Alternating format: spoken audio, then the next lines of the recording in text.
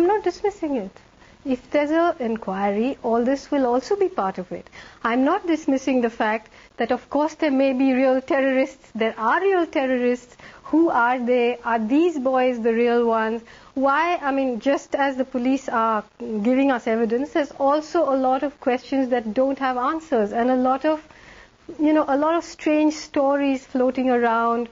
The police has been using the media to put out stories.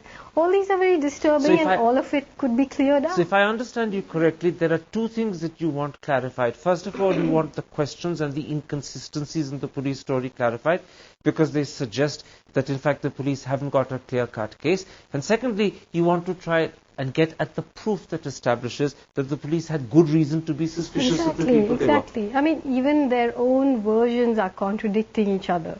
On the one hand, they say that we didn't know they were terrorists, that's why we went in this casual way. But the minute something happened, they came out saying these are the masterminds. There are so many things.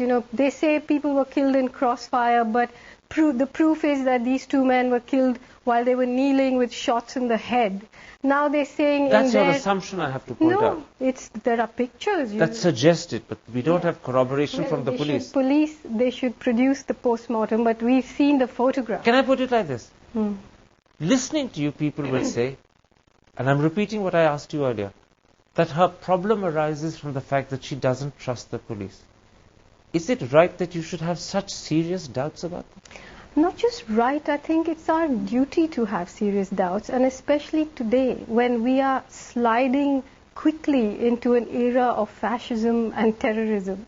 It's our business as members of civil society to ask the hard questions. In which case, what then are you suspecting the police of? Or let me put it more strongly and bluntly, what are you accusing them of in this instance? Well, primarily of giving us a story that doesn't hold together, that insults our intelligence. Why would they do this? I don't know. Maybe that's what we would like to Is it not just possible that they have got it right and your doubts are wrong? It may be, but then an inquiry would show that, wouldn't it? Why are they, the more they block it, the more they refuse to produce the post-mortem reports, the more they obfuscate and subterfuge their way through this, the more suspicious everybody gets. So an inquiry at the end of the day would be in their benefit as well. That's what you're arguing. Absolutely. What then do you say to critics who point out that this is typical Arundhati Roy? She's been against dams and development. She's been in favor of secession for Kashmir. She's attacked India's nuclear weapons, and now she's defending terrorists.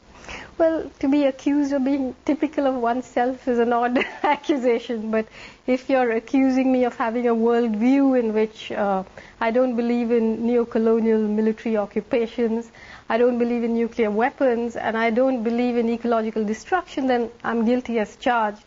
As for supporting terrorists, raising questions does not amount to supporting terrorism. I raised questions about the Parliament attack along with other people. We want to know who the terrorists are. We don't know. Now, the people that we defended, two out of the four masterminds in the Parliament case were released. Afzal has been convicted by the Supreme Court, which says that we have no evidence to prove that he's attached to a terrorist group, but in order to satisfy the collective conscience of society, we're sentencing him to death. Excuse me, Karan, it's my case that the collective conscience of society is also a media construct and a part of the judicial imagination, and constructed by these stories that are being put out. So you're saying to me that as a good citizen, as a conscientious Democrat, it is your duty to question. And if the questions are awkward and if the questions are unsettling, so be it, they must be answered nonetheless. Yes, absolutely. In which case, let's take a break. I want to come back and talk to you about the wider issue of how the police treats people it takes under detention after arresting them, and how the press responds to stories that the police gives them. That's in a moment's time. Don't go away.